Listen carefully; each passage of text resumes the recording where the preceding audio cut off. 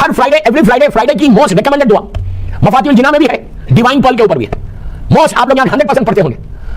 Most recommended दुआ for Friday, वो आप डेली भी पढ़ सकते हैं।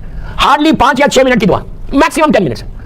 मफातिहुल जिन्ना में दुआ नुदबा के फौरन बाद वाली दुआ, दुआ नुदबा खत्म होगी उसके बाद ये दुआ शुरू होती। ये दुआ मैं फिर बोल रहा हूं, कोई मौलवी या मुजतहिद ने नहीं लिखी, वहां ऊपर लिखा हुआ है आला इमाम जाफर सादिक अलैहिस्सलाम। अभी मैं नाम नहीं बोलता इस दुआ का, मैं इसके बेनिफिट्स पहले बताता। इस दुआ में ऊपर लिखा हुआ है मफातिहुल जिन्ना, और लिखने वाला शेख अब्बास क़ुमी। क्या लिखा हुआ है उसमें? लिखा हुआ है कि ये दुआ का एक एक वर्ड के बदले में, उसके एवज अल्लाह 1,000 गुनाह माफ करता, 1,000 नेकी लिखता तुम्हारे अमल में। क्या आराम से सुन रहे हैं? बैड डीड्स, 1000 बैड डीड्स एक एक वर्ड के बदले में रेज होते, 1000 से 1000 वर्ड से, अब उतने ही गुड डीड्स तुम्हारे अकाउंट में लिखे जाते। ये मैंने रेफरेंस है ना किताब का मफातिहुल जिन्ना, शेख अब्बास क़ुमी, इंग्लिश में भी है, उर्दू में भी है, सब जगह है। दुआ नुदबा के फौरन बाद वाली दुआ, और छठे इमाम से दुआ, उस इमाम से दुआ जिसको दुश्मन ने सादिक कहा, वो इमाम बोल कि अगर तुम ये दुआ पढ़ोगे, और इसके लिए और ये कहा गया 40 डेज, अब सुनो, 40 दिन विदाउट मिसिंग फजर प्रेयर, अगर कोई ये दुआ पढ़ता है उसके बाद उसके अमाल सही होते, तो एक गारंटी है, एक यकीन है कि तुम इमाम जब इंशाल्लाह जरूर करेगा तो तुम उठोगे। ये वही दुआ है जिसको हाथ ऐसा करके पढ़ते, ये वही दुआ है जो दुआ खत्म होने के बाद पैर पे ऐसा मारते, अलजल या मौला या साहिब ज़मान, 3 दफा। आपने हजारों मरतबा पढ़ी, उस दुआ का लास्ट पार्ट में जाइए, लास्ट पार्ट ऑफ द दुआ, उस दुआ में हम कह रहे मौला से, हम प्रॉमिस कर रहे हैं, ये दुआ का नाम है दुआए अहद।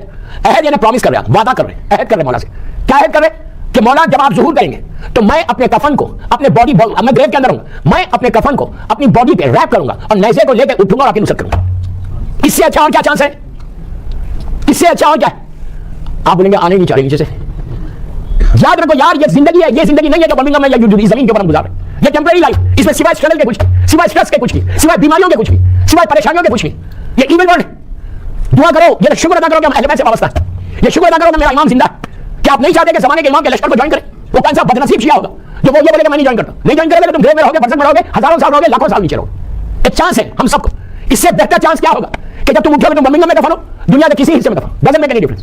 तुम उठोगे जैसे ही ज़ुहूर होगा इंशाल्लाह तो बोलो बोला कि ज़ुहूर के लिए बाबा से बरन सुनना पड़ेगा। दुआ है डेली पढ़ो, डेली पढ़ो, डेली पढ़ो, डेली पढ़ो। बैड डीड्स पूरे रेज हो जाएंगे। और एक बात क्लियर करो, बैड डीड्स रेज होंगे तो रहमत आएगी, बैड डीड्स रेज होंगे तो तुम्हारी दुआ कबूल होगी, बैड डीड्स रेज होंगे तो अल्लाह की मुकम्मल रहमत तुम्हारे घर पे।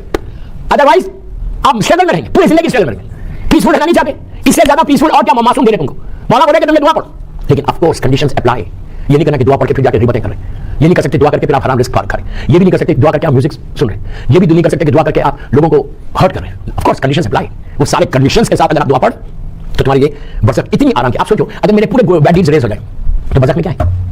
तुम मौत आई, रूह कैसे निकल गई ऐसे लोगों की, जैसे फूल में से खुशबू निकल जाए, पता भी नहीं चले, कोई फर्क कुछ नहीं होता। ऐसा उठता, उसकी बॉडी लाइट हो जाती, नीचे ग्रेव में लिटाए, अंदर खिड़कियां खुल जाती, रास्ते खुल जाते। मैं बार बार बोल रहा कि अल्लाह रहमत को नाजिल करते हुए खुश होता, अज़ाब को नाजिल करते हुए नहीं होता। उसकी रहमत सबके ऊपर है। मौलानी का जुमला ही, मौलानी का जुमला ही मशहूर वाक़या इमाम अली की जिंदगी का, 2 मिनट का है, सुन लो कि रहमत खुदा क्या है। मेरा मौला खाने काबा में तवाफ कर रहे हैं, अल्लाह हम ही जाके तवाफ करें। चलो थोड़ा तो इंप्रूवमेंट आया, खाने काबा में तवाफ कर, मौला तवाफ कर, दौरान तवाफ मौला ने देखा कि एक शख्स है कि जो अपनी बॉडी को, जो कबर गलाफ है काबे का, उसके अंदर लेके रो रहा। आजकल आप नहीं ले सकते, इसके नीचे बहुत बड़ी रोप लगी हुई है। पुराने जमाने में खाली कवर होता था काबे का, और ये बहुत सवाब है कि अपनी बॉडी को काबे की दीवार से टच करो। कई अजाब से और कई बीमारियों से इंसान बचता। आप देखेंगे काबे में इंशाल्लाह जाएंगे तो हर आदमी अपनी बॉडी को ऐसे लेके टच करता, बहुत अच्छी बात है। मैं खुद करता हूँ, उस जगह पे तो टच जरूर करना जब मेरा मौला दुनिया में आया, समझ में आई? वो जगह पे तो जरूर जाना और जाके वहां पे दुआ मांगने की जगह है, जब मेरे मौला की विलादत हुई थी। तो इमाम अली ने देखा कि मौला तवाफ कर रहे, एक शख्स अपनी बॉडी को, अपने आप को कवर के अंदर ले गया और पीछे से कवर डाल के रो रहा, तड़प तड़प के रो रहा, चीखे मार के रो रहा। पूरे लोग तवाफ कर रहे, लेकिन मौला तो आगे नहीं बढ़ सकते कि कोई परेशान हाल है और आगे बढ़ जाए। मौला रुक के अपने साथ को इसकी पीठ पे ऐसा रखा, बच्चे क्या हुआ? अल्लाह के बंदे खुदा क्या हुआ तुझे? उसे पलट के पूछा कौन है? इमाम ने कहा मैं जानता था। मौला रुक गया, कहने लगा प्लीज, कहने लगा मौला मैंने बहुत बड़े गुनाह किए and now I am saying sorry to Allah. तो इमाम ने कहा इतना तड़प के मत रो, अल्लाह तुझे माफ कर देगा। उसने कहा नहीं मौला मेरे गुनाह बहुत बड़े, मेरे गुनाह बहुत बड़े। इमाम ने कहा माफी मांग ले, माफ हो जाएगा। थर्ड टाइम अगेन वही रिपीट करता कि नहीं अली मेरे गुनाह इतने बड़े हैं। तो अली ने 1 मिनट हाथ ऐसा रख के कहा अब खुदा ये बता तेरा गुनाह बड़ा है उसकी रहमत बड़ी है? क्या बड़ी है? रुक गया, रुक के कहने लगा उसकी रहमत बड़ी।